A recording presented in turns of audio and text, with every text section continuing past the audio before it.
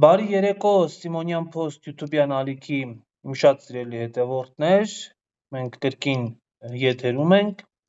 իմ հյուրն այսօր քաղաքագետ Էդգար Էլբակյանն է, բայց նախքան մեր զրույցը սկսելը, խնդրում եմ բաժանորդագրվել ալիքին, հավանել այս տեսանյութը, նաև ակտիվ լինել մեկնաբանություններում, գրել ձեր կարծիքը, ատելության խոսք և այլ անթույլատրելի խոսք պարունակող մեկնաբանությունները իմ կողմից կհեռացվեն, իսկ նման մեկնաբանություններ գրողները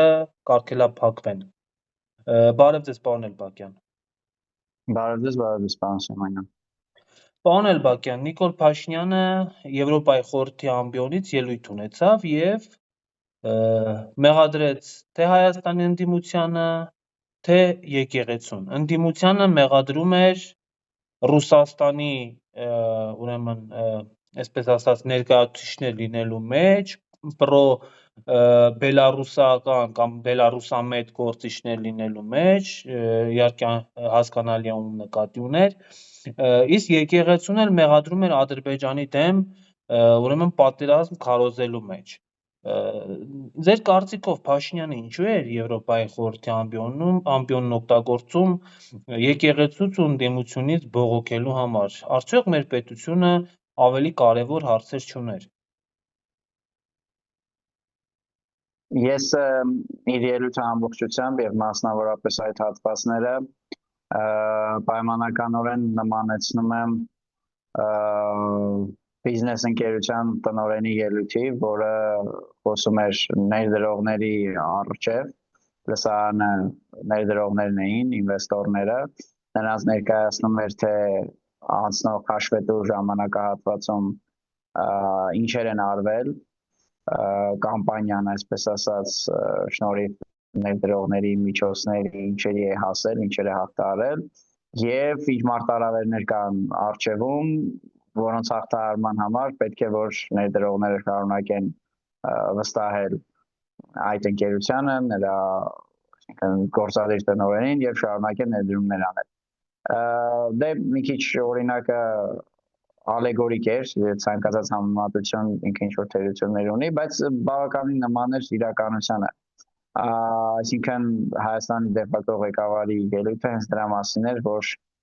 տեսեք թե ինչերից եմ ձեզ պրծացնում, ռուսներից, ռուսական ազդեցությունից, ուկրաինական մղձավանջերից եւ եթե շարունակեք ինձ աջակցել, իդեպ իր ելույթը հենց ընտրությունների մասով էլ ավարտվեց եւ գագաթնակետներ, դա ոչ թե ուղղակի ելույթի վերջնամասն էր, այլ ելույթի ասելիքի տրամաբանական կուլմինացիան էր։ Եթե շարունակեք աջակցել, այս ամեն ինչը կշարունակվի։ Իսկ եկեղեցին ու ընդդիմությունը ուղղակի որպես բաներ էին, էլի։ Եթե նույն անալոգիայի մեջ մնանք, շուկայական մրցակիցներ, որոնք դեմպինգ են անում, գին են գցում եւ այլն, ինքը ներկայացնում էր թե իրականում վտանգավոր են նրանք, բայց ինչպես է ինքը հաջողությամբ պայքարում նրանց դեմ։ Այսինքն եկեղեցու դեմ իր ելույթները Ադրբեջանի հրահանգով չեն, որտեղ այդպիսի կարծիքներ կան։ Ադրբեջանի հրահանգով են ըստ էության։ Այսինքն դրանք եթե աշխարհում փորձեն գտնել մի պետություն, որ կամ երկու, որի շահերից դա ուղիղ կերպով է բխում, Թուրքիայից եւ Ադրբեջանից բացի այլ պետություն չեն գտնի։ Նույնիսկ իր այդ օրվա եվրոպական լսարանը առանձնապես այդ հարցերում շահագրգռված չէ։ Ինքը փորձում է ցույց տալ, որ տեսեք եկեղեցու դեմ իմաշավը նաև ձեզ է օգտակար, որտեղ եկեղեցի հավասար է Ռուսաստան։ Բայց ինքնին առանձին վերցրած հայոց եկեղեցու թուլացումը որևէ կերպ չի առնչվում Ֆրանսիայի շահերի հետ, դեռ չեմ ասում չի բխում շահերից, ընդհանրապես չի առնչվում, ավելի պարզապես ասած մեկ է Ֆրանսիային, Ամերիկային, Գերմանիային, նույնիսկ Մեծ Բրիտանիային, այս մեկ է հայոց եկեղեցու կարգավիճակը, ճիշտ ինչպես մեկ է մեր անձնագրի մեջ, կնիքի մեջ Մասիսարի նկարը կլինի, չի լինի, նույնիսկ այդ բոլոր երկրներին մեկ է մենք դպրոցում խորենացի կանցնենք, թե չենք անցնի, Ռաֆու ազգասիրական պատմավեպերը կանցնենք, թե չեն կանցնի։ Եթե մենք փորձենք գտնել երկու երկիր, որոնց այս ամեն ինչը մեկ չի, հետեւաբար իրենք շահառու են, որ այդ ամեն ինչը փոխվի չլինի, Թուրքիան եւ Ադրբեջանն են։ Դրա համար այստեղ պատասխանը շատ հստակ է։ Այո, առաջնային շահառուն, առաջնային հրահանգիչ է, ինչի ոչ, հետո կանգնեն հերքեն Ալիևը Բառացյանը նույնիսկ ասում, որ առաջադրանք է տալիս, տնային է տալիս, այո, Բաքուն եւ Անկարան են որպես մեկ, որպես հավաքական այս դեպքում սուբյեկտ։ Նիկոլ Փաշինյանը անդրադարձավ Բագրատ Սրբազանի գլխավորած շարժմանը այդ ելույթում եւ ըստ էության հայտարարեց, որ Հայաստանում կար շարժում, ընդ որում եկեղեցու կողմից հովանավորվող, որը դեմ էր սահմանազատմանն ու սահմանագծմանը։ Դրան հաջորդող օրը արդեն Հայաստանում ասաց, որ եկեղեցին հոգևորականները պատարագի ժամանակ ասում են Աստված օրհնի Արցախի հանրապետությունը եւ ըստ Նիկոլ Փաշինյանի դա պատերազմի կոչ է։ Հիմա ձեր կարծիքով Փաշինյանի այս հայտարարություններն արդյոք լեգիտիմ հիմք չեն ստեղծում Ադրբեջանի կողմից Հայաստանի դեմ ագրեսիայի, որ եթե ոչ այսօր, ապա ապագայում, որովհետև ըստ էության Փաշինյանն ասում է, որ Հայաստանում կան պատերազմ ուզող ուժեր եւ դրանցից մեկը եկեղեցին է եւ Հայաստանի բնակչության 95%-ը մոտավորապես հայ առաքելական եկեղեցու հետևորդներ են։ Այսինքն ըստ էության փորձում է ասել, որ նաեւ հայ ժողովուրդն է պատերազմ ցանկանում Ադրբեջանի հետ։ Թե ես սխալ եմ հասկանում։ Ինքը ամեն ինչ ասում մանիպուլացնում է։ Նախ մի կարևոր հատված իր ելույթի, որը պիտի ընդգծենք ոչ թե իր ասածը վերաթողարկելու համար, այլ իր իսկ խոսքերի մեջ հակասությունն ու սուտը բռնելու համար։ Նույն ելույթում ինքը ասում է, որ 2020 թվականից լեգենդարագույն խաղաղություն է հաստատվել Հայաստանի եւ Ադրբեջանի միջեւ, աննախադեպ, եւ նույն ելույթում ասում է, որ 2024 թվականի ապրիլին իր անձնական կարծիքով, եթե սահմանազատման գործընթացը չլիներ, սրանք հիմա բառացի ցիտատներ են,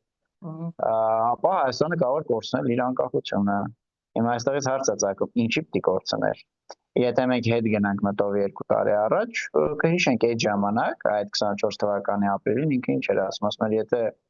հողերը չհանձնենք, հիմա արդեն բառացի մեջբերումից անցնում եմ բումեհությանը։ Եթե հողերը չհանձնենք, կարող է մի շաբաթից պատերազմ լինի։ Բա այն ինչ խաղաղության մասն է խոսքը։ Այսինքն ինքը այստեղ բառացի խոստովանեց, որ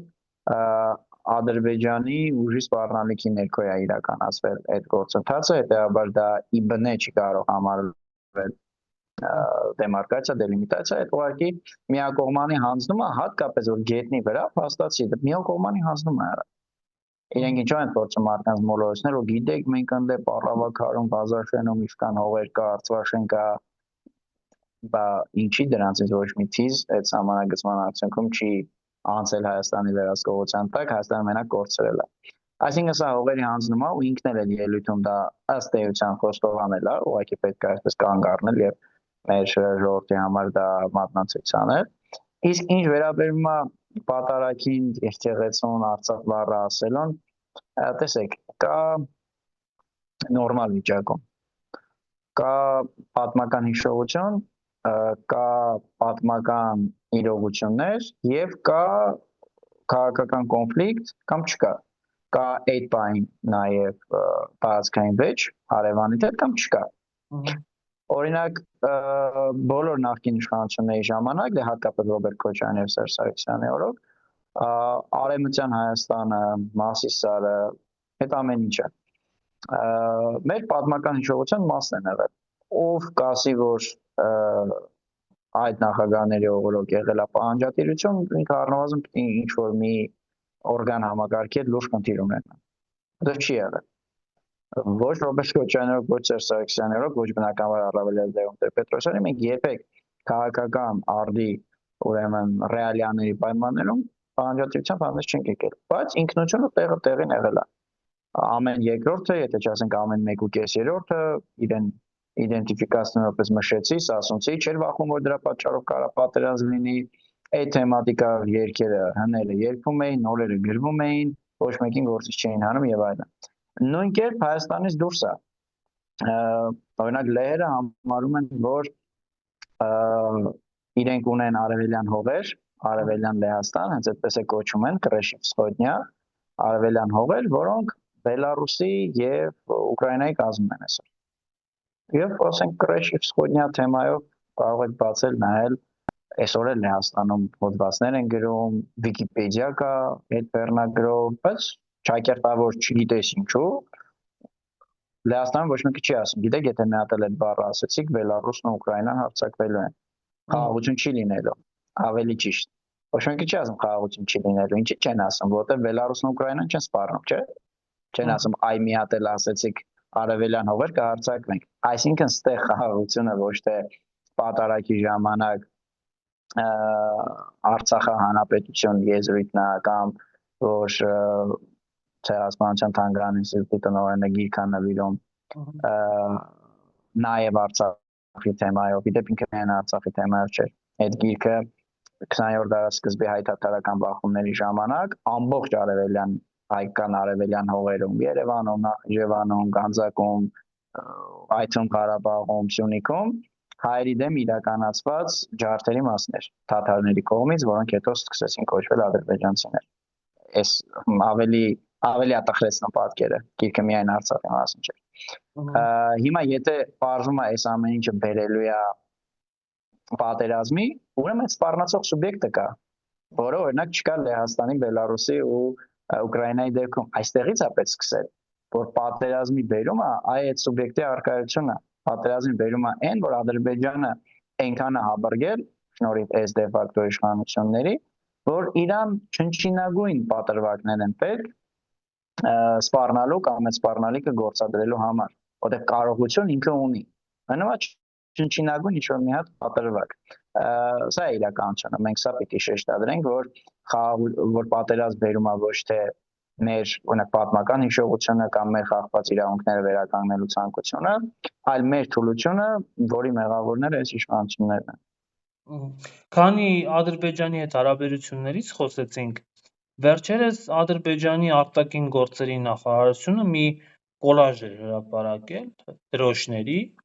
եւ այդ կոլաժում կար նաեւ Հայաստանի Հանրապետության դրոշը Thank you, ուրեմն վերտառությամբ եւ բովանդակությունը հետեւյալն էր, որ Հայաստանը դատապարտել է Իրանի կողմից այդ ենթադրյալ հարձակումը Նախիջևանի օդանավակայանի վրա, մի բան, որ Իրանը հերքում է եւ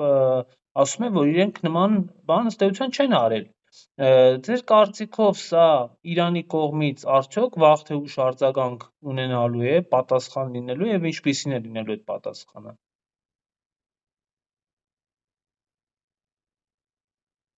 Գիտեք, հետևյալը կարող եմ ասել, Իրանում միանշանակ դա արձանագրել է։ Պատասխան կլինի թե չէ, Աստված գիտի, կախված է ապագայից, Հայաստանը ինչ վիճակում կլինի, Իրանը ինչ վիճակում կլինի, Հայաստանում երբ Աստծո կամոք այդ օրը գալու է ազգային իշխանափոխություն լինի, միանգամից դա արդեն կդադարի ռելևանտ լինել, որտեղ Իրանում է շատ լավ գիտեն, այստեղ մեզ մոտ ինչ վիճակ է եւ արդեն էլ առանձնապես դա նշանակություն չի ունենա։ Կամ միգուցե Իրանը թուլանա եւ հիշի, բայց օրինակ ի վիճակի չլինի պատասխան տալու։ Այստեղ էական ուրիշ բան է, որ մենակ Իրանը չէ, ամբողջ աշխարհն է դա տենում։ Ամբողջ աշխարհն է տեսնում Հայաստանի սուբյեկտայնության վերջի փշրանքների վերացումը եւ սա է պատճառը, օրինակ ամերիկացի պաշտոնյան գալիս է Բաքու եւ ստորագրում է համաձայնագիր Զանգեզուրի միջանցքի մասին։ Դրան տրիպ են կոչում, բայց Զանգեզուրի միջանցքն է։ Բայց դա Հայաստանի տարածքն է։ Այ ոնց մենք եկանք հասանք այդ օրվան, որ մեր տարածքի մասին երրորդ երկրներ կնքում են համաձայնագիր, մենք նույնիսկ ներկայ չենք այդ միջոցառմանը, չեմ ասում, որ չենք ստորագրում։ Այդ է գալիս հենց դրանից, որ Հայաստանը ոնց որ այն փողոցային լեզվով որ ասում են թույլ է տվել, այ Հայաստանը, իսկ ավելի ճիշտ Հայաստանի դե ֆակտո իշխանությունները թույլ են տվել, որ Հայաստանի մասին մտածեն, որ սա մի միավոր է, որը արդեն իսկ լծորտված է Թուրքիայի ու Ադրբեջանի տարածաշրջանային քաղաքականությանը, տարածաշրջանային այդ ռեգիոնալ ինտեգրացիային, հետեւաբար առանձին ինքը սուբյեկտ չի, ինչ իմաստ ունի իրեն ինչ-որ բան հարցնենք, միանգամից մենք կարող ենք խոսել թուրքերի հետ։ Եվ այս տեսակ բաները, սկսած օրինակ դեռ 21-22 թվականից այդ միտումը կար, Qurban Bayramի արդիվ Էրդողանի շնորհավորել, գրեթե նույն իհարկե շիայական տարբերակով, բայց գրեթե նույն տոնի արդիվ Իրանի հոգևոր առաջնորդին շնորհավորել, Թուրքիայում ինչ-որ երկրաշարժեր եսի միջեր օգնություն ուղարկել, ըստ որում փակ սահմանների պայմաններում, Թուրքիայի կողմից փակված սահմանի պայմաններում, ապօրինի փակված։ Իսկ Իրանին այսքանի օր ցենզում լսել եք որևէ օգնության։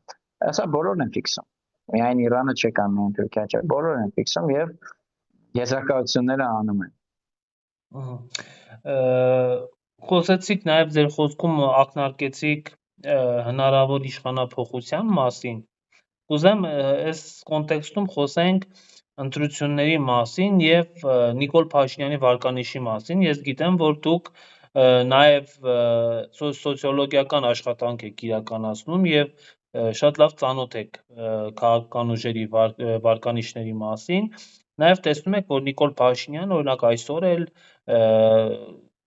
մարզերում քարոզարշավ է անում, տներ է մտնում, ներխուժում նույնիսկ ասեի։ Ձեր կարծիքով Նիկոլ Փաշինյանը ինչ վարկանիշ ունի հիմա եւ արդյոք այն 65%-ը, որ ինքը ասում էր, որ հավաքելու է, իրականում կհավաքի։ Տարբեր հարցեր են։ Մինչև ձեր հարցի ամենավերջին բառը այլ պատասխան էի պատրաստում տալ, այդ վերջի կհավաքին ամեն ինչ փոխեց։ Բանն այն է, որ սոցիոլոգիական հարցումները, որով այո, նաև հայկական նախագիծ կազմակերպությունը, որի համահիմնադիրն եմ ես, զբաղվում է անցած տարվա աշնանից, այսինքն սա մեր առաջին հարցումը չէ, արդեն թվով երկրորդն է, իրենք ցույց են տալիս իրերի արկա վիճակը այդ պահին մոտարկված ոչ 100%-անոց պատկերով, դա ոչ մեկը չի կարող ցույց տալ, այլ մոտարկված որոշակի սխալի միջակայքով, եւ երբ մենք ասում ենք այսինչ ունի այսքան, այնինչ ունի այնքան, նկատի ունենք նախ այդ պահին, եւ եթե անգամ մեր ասածը, այդ մեր ասելով նկատի ունեմ արդեն ընդհանրապես բոլոր արհեստավար սոցհարցում իրականացնողների, երբ մեր ասվածը արդեն արտապատկերվում է ընտրությունների վրա, այդտեղ մի կարևոր եթե կա, եթե ընտրությունները անցկացվում են քիչ թե շատ արդար պայմաններում։ Հիմա դա այնպեսի մի եթե է, որի պատասխանը նախընդհանրապես ոչ մի սոցհարցում չի կարող տալ։ Եվ անգամ հիմա արդեն որպես քաղաքագետ եթե պատասխանեմ, բնականաբար արդար չեն անցնելով։ Իրենք հիմա են արդեն անարդար անցնում, որտեղ ընդդիմադիր ամենահավակնորդային ուժի ղեկավարը ընդհանրապես ծիծաղելի մեղադրանքով այդտեղ իրավական հանցակարգում դժվար է էլի մեկնաբանել, որ մեր ձևով հավասար է արտաքաղաքական, հավասար է սահմանադրական կարգի տապալմամբ պետականության հիմունքների դեմ գործվող հանցագործություններ ուղեկցվող։ Այդ ծիծաղալու է, բոլորն են դա հասկանում։ Իմանաք դա անարդարություն է, սրբազան հայրերի բանտարկությունները, որովհետև իրենք հոգևորական են, բայց հենց գործող իշխանություններն են իրենց քաղաքականացնում։ Այսինքն իրենց դատը քաղաքականը հենց իշխանությունների ընկալում։ Այս էլ է պետք ֆիքսել, որ եկեղեցին չի, ասենց ասած քաղաքականացվել, իշխանություններն են նրան քաղաքականացնում, այդ ամբողջ KGB, MGB, չշեղնենք թեմայից։ Գալով 65-ին, դուք ասացիք 65 կհավաքի թե ոչ մեկը չի կարող կանխատեսել ինչ կհավաքի, որտեղ այդ հավաքելը արդեն միայն ընտրությունը չէ, այլ դրա վրա ապօրինի ազդեցությունները, նույնիսկ գեղեցիկները։ Իսկ դա ուրիշ հաշվարկ է։ Իսկ ունի արդյոք 65% թե ոչ, միանշանակ ոչ։ Ինչքան ռեյտինգ ունի ձեր գնահատմամբ, եթե տոկոսային հարաբերության փորձենք ասել։ Տեսեք, ինքնին այդ տվյալը ոչինչ չի տա, որովհետև այդ տվյալը պիտի նայես համեմատության մեջ անցյալի հետ, հետո նայած ինչն է ռեյտինգ հաշվում, ասենք սիրում եք քաղաքացիական պայմանագիր կուսակցությունը թե ոչ, կամ ինչպես է գնահատում, թե ում օգտին է քվեարկելու եւ այդտեղից առանձնացրած քաղաքացիական պայմանագիրը։ Հիմա որպեսզի մենք մեր դիտողներին չծանրաբեռնենք ավելորդ տվյալներով, ես կարող եմ ասել, որ համեմատած հոկտեմբերի հետ, այսինքն մեր նախորդ սոցիոլոգիական հարցման հետ, այդ վարկանիշ կոչվածը գրեթե 5-6%-ով անկում ապրել, տարբեր վարկանիշներ կան, էլ եմ ասում չխորանանք, 5-6%-անոց գրեթե անկում է, իսկ դա 2.5-3 ամսվա համար ահագին մեծ թիվ է, եւ երևի կարևորը, որ գոնե այս պահին եղած թվերով քաղաքացիական պայմանագրի հաղթանակը այն էլ միանձնյա հնարավոր չէ, բայց էլ եմ կրկնում, ես ուզում եմ որ ճիշտ հասկացվի, էլի ես ոչ ուզում եմ ցույց նեղացնեմ հարցին չպատասխանեմ, այդ էլ ճիշտ չի, բայց ոչ էլ ուզում եմ այնպես պատասխանել, որ ասածս կամ անիմաստ լավատեսության կամ անիմաստ խորհրդատեսության հիմք դառնա։ Կան թվեր, որոնք ուղղակի արտահայտում են այս պահի վիճակը։ Այո, մեր ունեցած թվերով իրենք չեն հաղթում։ Մեկ այլ սոցիոլոգիական հարցում կա, որոնց ունեցած թվերով հաղթում են։ Ըստ որում, ասենք դատելով լիքը այլ բաներից, չխորանանք, երկու հարցումներն էլ արված են պրոֆեսիոնալ։ Հիմա արդեն ներ մասնագիտական զրույց կդառնա, թե բա ոնց տենց։ Տենց կարա լինի, որտեղ սա կանխատեսման մոտավորապես չափման միջոց է, գիտական, բայց միևնույնն է մոտավորապես։ Ստույգ պատկերը մենք կունենանք հունիսի 7-ին, բայց ելի եմ կրկնում 7-ին, ելի եմ կրկնում, այստեղ ամենակարևորին գանք, որ ընդդիմությունը ունի ընտրակեղծիքները մեղմելու, չեզոքացնելու, քչացնելու, ընդամենը եւ մեկ նորմալ գործիք կա, դա միասնականությունն է։ Ինչպես եղավ օրինակ եկեղեցու պաշտպանության ժամանակ, որ ակնհայտորեն իշխանությունները մտածել են, որ ավելի մեծ հաջողությունների կհասնեն, որովհետև ով պետք է տերները կանգնի, ընդդիմության ներսում իրար են ուտելու, մեկը մյուսի վրա է գցելու, նույնիսկ մեկը մյուսի, ոնց ասեմ, կազմակերպածին չի ուզենալու գնա, թեկուզի պաշտպանության եկեղեցու եւ իրենք շատ արագ իրենց նպատակին կհասնեն, բայց չհասան։ Գոնե պարկածու այս բայդրությամբ չհասան, կամ շատ արագ չհասան։ Որտեղ այդ միասնականությունը եղավ։ Դու կարող եք հարցնել ասել, բայց եթե միևնույնն է հենց հիմա շարունակեն, հա, կարող են շարունակել, բայց հաշվարկը փոխվում է, երբ որ իրենք գիտեն, որ ավելի մեծ ուժի են հանդիպելու, քան եթե անջատ լինեն այդ ուժերը։ Նույնը գործում է ընտրությունների դեպքում։ Ցավոք ընտրությունները այնպիսի մի զբաղմունք են, որ հատկապես այս տեսակ օկուպացիոն ռեժիմների պայմաններում գնում ես ընտրության, ստացվում է, որ դու մրցում ես բոլորի հետ։ Եվ ասենք եթե եկեղեցում ենք պաշտպանում, դա շատ հեշտ է այդ միասնականության մեկ դաշտով գործելու տրամաբանությունը պահել։ Իրոք հեշտ է։ Ընտրությունները իրանք կառուցվածքային ստրուկտուրալ առումով խանգարում են դրան։ Այնտեղ բոլորն են բոլորի դեմ պայքարում։ Այնա միասնական լինենք, այնա միասնական կլինենք, չէ՞, բայց տարբեր ցուցակներ են նույնիսկ ընդդիմության ներսում։ Բայց միևնույնն է, այսքանը հասկանալով հանդերձ պիտի ընդդիմադիր ազգային ուժերը իրենց մեջ գտնեն այդ քաղաքական կամքը չեմ ուզում ասեմ, կարողությունը, սա կարողության հարց է, կարողություն ոչ թե փող, այլ ի վիճակի լինելը, որ կարողանան պետք եկած պահելին լինել միասնական։ Միակ գործուն միջոցը, որ իրեն կարող են կանխել ընտրակեղծիքները, էսա։ Սա եթե հանում ես, իշխանության ձեռքին ուղղակի անսահմանափակ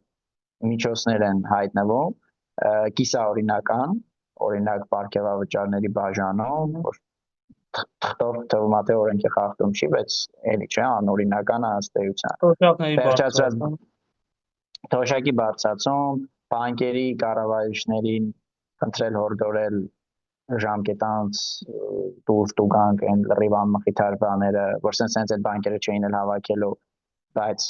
զրոյացնել, այսրանք էլ կիսաօրինի բաներն են, կիսաօրինականներ։ Եվ վերջացած լրիվ անօրինական, անսահմանափակ գործիքակազմ են ունենում, եթե գիտեն, որ դիմացը կազմակերպած ուժ չկա։ Ես ձեր մի միտքը ֆիքսեցի, որ ձեր ունեցած թվերով Նիկոլ Փաշինյանի միանձնյա հաղթանակը անհնար է։ Չէ, մեր ունեցած թվերով առհասարակ հաղթանակն է անհնար, եթե անցողիկ շեմը հաղթահարող ընդդիմադիր միավորները կարողանում են կոալիցիա կազմել։ Բայց էլ է Այսինքն Գյումրի կարևոր, 2, որ ասում են, դա նկատի ունեք, Գյումրի 2։ Համարյա ուղղակի ես այդ բառը չեմ օգտագործում նաև այն պատճառով, որ ի տարբերություն համայնքային ընտրությունների, ազգային ժողովի ընտրություններում այդպես չի գործում։ Այնտեղ ինչ որ մեկը չի առաջադրվում, որ ինչ որ մեկն է քվեարկի, այնտեղ կոնկրետ պետքա երկու քաղաքական միավոր, անցողջեմ ախտարած կազմեն կոալիցիա, ընդունեն համապատասխան որոշում եւ այդ թղթի մեջ գրեն մարդու անուն, դա տանեն կենտրոնական պետական հանձնաժողով, դասական իմաստով քվեարկություն չի լինում։ Էս էլ է կարևոր, որովհետեւ այդտեղ բաների հարցը, կոալիցիաների հարցը, այլ ոչ օրինակ ինչ որ մի 4-5 պակասող ձայն ինչ որ մի տեղից փախցնելու։ Իսկ ինչ է կարծում, այդպես ասած Փաշինյանամետ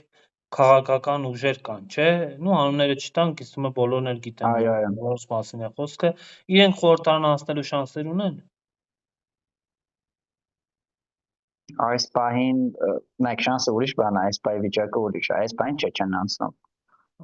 Շանս ունեն թե ոչ, դե հա իհարկե ունեն։ 6 միլիոն, 7 միլիոն, 8 միլիոն դոլարի եղած միջավոր պարտները չդնեն հենց այդ նպատակով, որովհետև իրականում եթե այդ արբանյակ ուժերից մեկը անցնի խորհրդարան, այդ խնդիրը, որովհետև դա բանա, ոնց ասեմ, համարյա զրոյացնում է ազգային դաշտի շանսերը կամ շատ ապարդացնում։ Դրա համար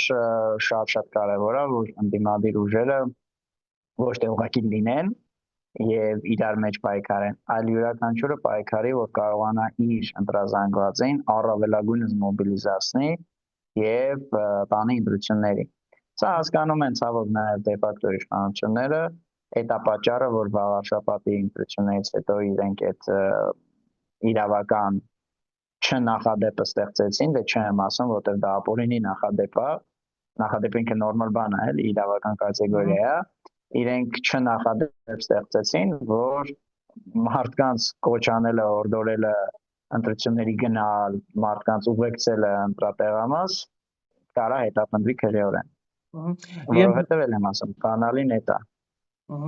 Եվ պարոն Էլբակյան, վերջին հարցս, ընդդիմադիր դաշտում ում եք տեսնում որպես լիդեր, այսինքն մի քանի լիդերներ հնարավոր է որ լինեն, ֆավորիտներ, այսպես ասած, ովքեր են ձեզ որպես ընդդիմադիր ուժ կկարողանան անցնել խորհրդարան։ Այդտեղ առանձնապես շատ նորություն ասելու բան չկա, հայտնի են ուժերը, բնականաբար 3-4-ն են, հիմա քանի որ ընտրապայքարը շարունակվում է, այդպես առանձնապես կարիք չեմ տեսնում անուններ ասելու, բայց բոլորը ընդդիմադիր են, ԿՊ-ից բացի, այս պահին մեր տվյալներով են ասած բոլոր անձողիկները, իրենք ընդդիմադիր են, կարծում բարձ չէ, այսինքն կռահել թե որ ուժերն են, որը որ տեղում է երկրորդական է, որովհետև եթե հիմա այստեղ մենք խոսում ենք ոչ թե քաղաքական գործիչ, այլ լրագրող, քաղաքագետ եւ համաձայնում ենք, որ կարևորը ընդհանուր ազգային պայքարի հաջողությունն է, ապա դա էլ է երկրորդական։ Կարևորը որ իրենց ձայները ԿՊ-ի ձայները չբավարարեն, իրենց ձայները բավարարեն եւ իրենց քաղաքական կամքը բավարարի, որ կարողանան կոալիցիա կազմել։ Թե չէ տենց ուժերը բարձր հայտնի են, առանձնապես մեր տվյալները տենց շատ չեն տարբերվում մյուս հրապարակայնորեն նաև ներկայացված հարցումից կամ հարցումներից, դրա համար առանձնապես թվարկման հիշատակման կարիք չկա։ Եվ խնդրում եմ մեր հեռուստադիտողներին կրկին բաժանորդագրվել ալիքին, հավանել այս տեսանյութը եւ գրել մեկնաբանություն։ Կրկին շնորհակալ եմ։